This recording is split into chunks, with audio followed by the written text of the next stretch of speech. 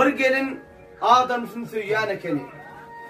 Kavanıp ürtünüp koyuyan eken adamsı bir gelini teredeyse dahi zat yok yerden kaçıyor yani ekeni. Yoksa yigit öz gelinin özgürlüğünü söymendir. Ya söyleyecek olmandır. Maskılan adadan mukaddet dağın oyun edip yekese gerek bolmandır. Gelinin orta sol kavanıp görülmüş. Ahir bir gün yankı yigit ölünmüş.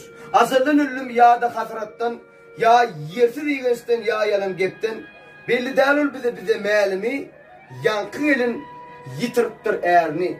Gün sarılıp soluptur gelin ağlap saçlarını yoluptur gelin 40 günden son erini o dünya yollan sol gelin barıptır yanına mollam 3 gün günemi siz görüp biliyeniz ya iki dünyanın erin böllüğü hal nenindir diyen vak sonu aydır meni begenir diyen mollu kitap asıp atıptır palın yeniletmeye izin ediyor akvalın yönemin bir dadı bilyen elbette sen ediz adamın zahid cennette uçmakta yukarıda hürgüyler alıptır dasın gelin senin yollusun kelledip iyi misip keyip çekip gidip diyor onunla hey arman mı var mı?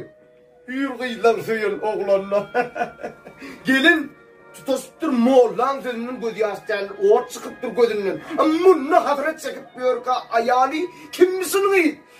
Mi ol cennette keyip çeker yani hürgüyler elinden aların onu barıp men dogdogat aların onu deyip gelin gazap bilen turanmış moğlu olsa sol analıp turanmış yankı elin yigdi kavat yokordaki illerden ben de sağlarım tasrak bir de biz böyle değerli yedim lan.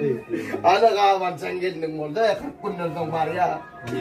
Yine lirim diye kalkamış yani. Ya cennette keyifli. Benim bir gelinim var.